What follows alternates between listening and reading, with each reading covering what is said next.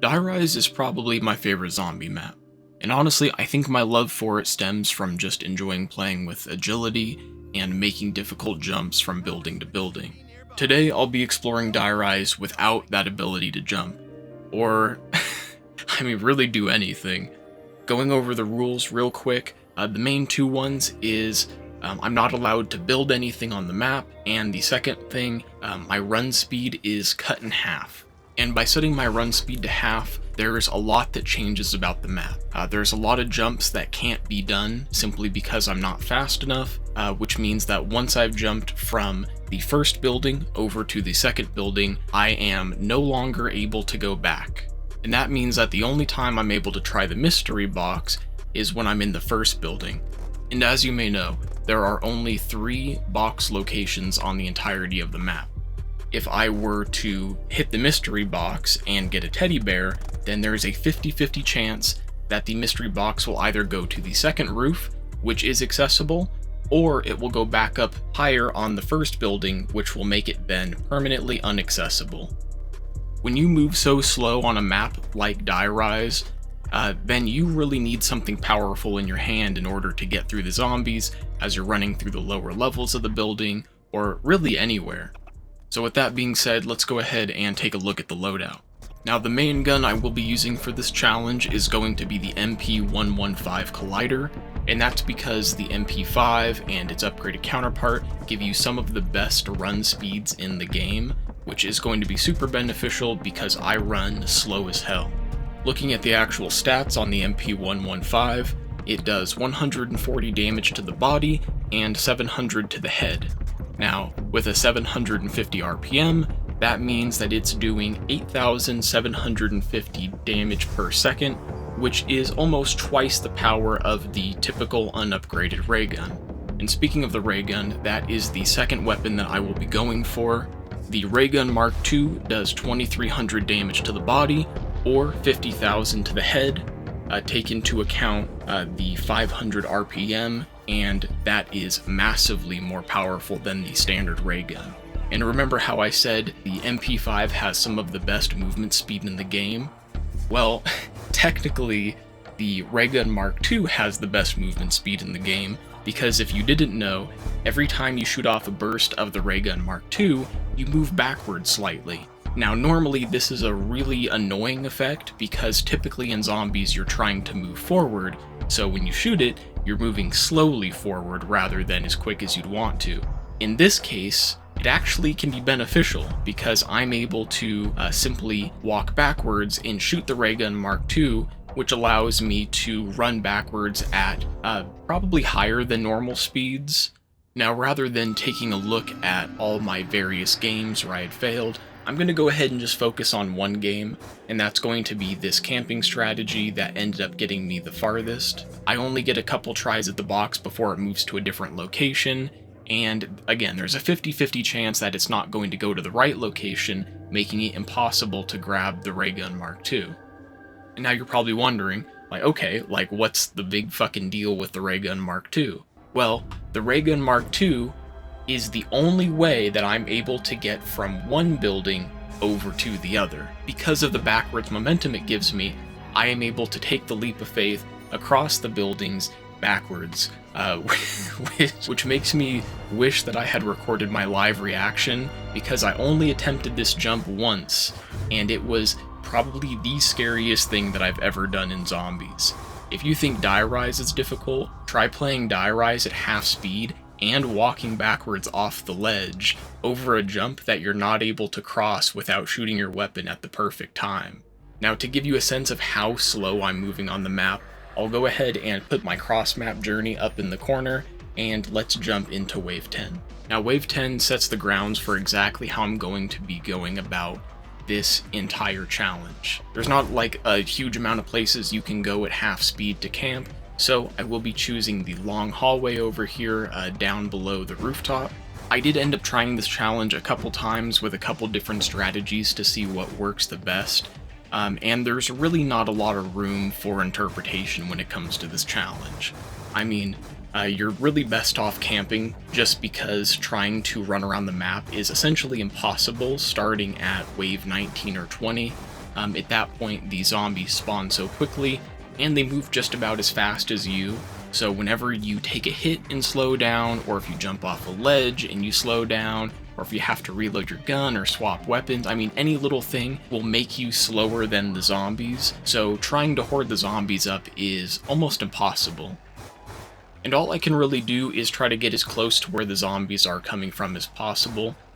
This gives me a second or two where I can body block the zombie in, so they'll try to swipe at me once or twice, and then I can take a step back, shoot them, reload my gun, whatever I need to do, and that buys me just a little bit more time. And wave 15, 16 is really no different. Rather than get real in depth with every 5 waves, I'm going to go ahead and skip to the next one just because the Nova 6 crawler rounds are really not that exciting. Wave 16 isn't really much different. At this point, the spawns are still pretty slow, so it's easy to keep the zombies from going too far back. I also run into a lot of ammo problems. I chose to camp down here because it's pretty close to the MP5 wall buy, but that also means that when I run out of ammo, which happens just about every round with the MP115, it means I have to travel all the way from my camping spot into the other room where the MP5 wall buy is at, which doesn't sound that bad. But keep in mind, I'm running slow as shit. Even full speed with the MP5, I'm probably only running at like 55% of my maximum speed. I mean, it is absolutely terrible. Now, to follow up about the note earlier in the video, I do have a like incentive attached to this video. Now, just to preface, I am absolutely fucking terrible at Origins. I hate Origins. I've never liked Origins. I think it requires a whole bunch of bullshit that is not fun to do in any way, shape, or form. Also, not to mention that I don't like the map. I think the map is lame. But if this video gets 50 likes on it, then I will go ahead and retry this exact same challenge on Origins. I don't actually know if that's possible just because of the mud. I'm pretty sure at that point you can't even move at 50% speed. But I'll try it anyway. Jumping into wave 20, this is where I start going for Instamores. Now, if you don't know, there is a cap on the Claymore drops in Black Ops 2. I believe this is to counteract the absolute buffoonery that happened in Black Ops 1 with the bouncing Bettys. People would place a shit ton of bouncing Bettys in one room on like World at War and Black Ops 1. And that would cause some situations where like a player walks in with a couple zombies into that room and it just legs their game out. In Black Ops 2, what happens if you put down, I believe, 10 claymores, then after that every other claymore will start exploding in your hand. This is actually really beneficial. I believe claymores that explode this way do a bit of extra damage just based on my own testing. But more important than that, the claymores explode instantly. The very moment that the claymore becomes placeable, it blows up, which usually will kill just about all the zombies around you up until like the high 20s or low 30s. You can only hold 2, but if you're ever surrounded, then you can simply drop one claymore and then drop the other, and all the zombies around you turn to red mist. Now, speaking of the perks that I found the most beneficial, I'm going to go ahead and place at the tip top Juggernog. Honestly, you get hit a lot doing this. When you don't run any faster than the zombies, then they're just on your ass all the time. If you try to go anywhere, they're smacking you around. Normally I wouldn't place Jug at the very top when I'm just camping. Usually that's like the least of my problems is Juggernog. But if I didn't have Juggernog, then I would go down when I try to do essentially anything on the map. It's just impossible to go anywhere without getting red screened at least once. Normally I put double tap over Speed Cola, but in this case I sort of always need to have my gun ready to go. There's just too many times where zombies are in my face, and even though something like double tap allows me to do more damage, it's just not as important as having my gun ready to go all the time, especially with something like the Ray Gun Mark II, which doesn't really see any benefit from double tap. But that being said, right below speed, I will go ahead and put double tap. I generally much prefer to do double the damage with my gun, which makes me reload half as much rather than reload a bit faster. So double tap is really close to speed. They're almost tied here, but speed does beat it out. Now normally when I play solo, I would go ahead and put quick revive at the very top. It's honestly kind of debatable. If I'm in a position where I go down when I'm camping, then that probably means I'm in a spot that I shouldn't be at. So if I go down and quick revive gets me back up, it doesn't actually mean I'm any more well off, unless I died in my little camping spot where I can continue to camp and play the rest of the game out. And right below quick revive, I'll place mule kick. I'm not a huge fan of mule kick, but when you are camping, it does have its benefits. In some of the games I played, I did use mule kick and it did come in handy. It all just depends. And at the very bottom, I place who's who. I'm not going to explain myself again. I understand what they were going for when they made who's who, but it's just a really big pain in the ass. The only time who's who ever really seems to be handy is if you're playing like a co-op game and the people you're playing with just refuse to revive each other. Alright, going ahead and looking at wave 25. This was probably my biggest mistake. I ended up getting really cocky.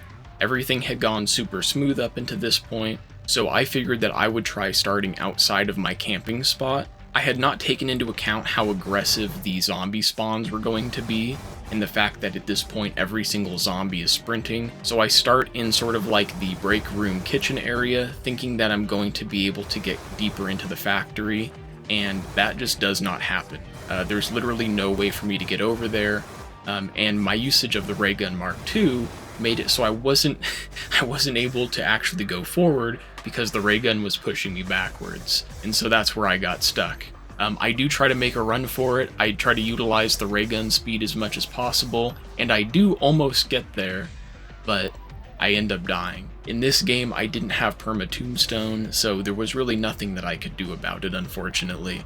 It's not like there's any chance to recover when you run so slow and you don't have any perks to at least make you a bit stronger. So, it is what it is.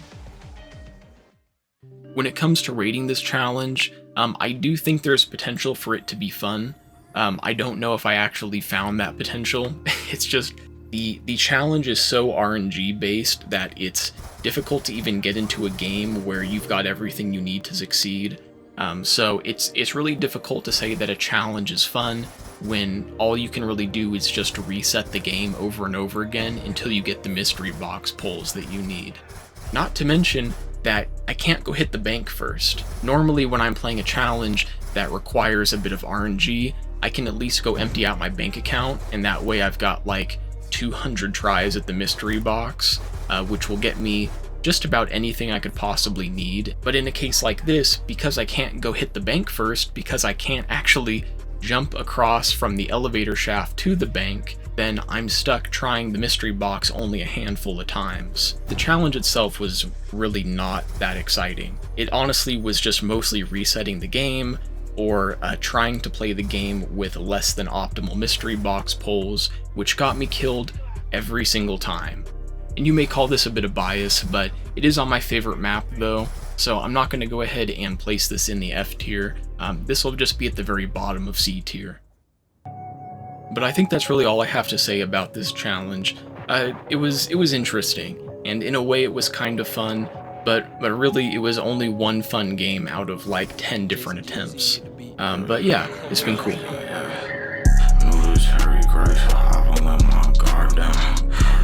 Your friends look target lock half a mile down. She got a wild fact. I keep it zip-zap. His body make it damn right. What the fuck?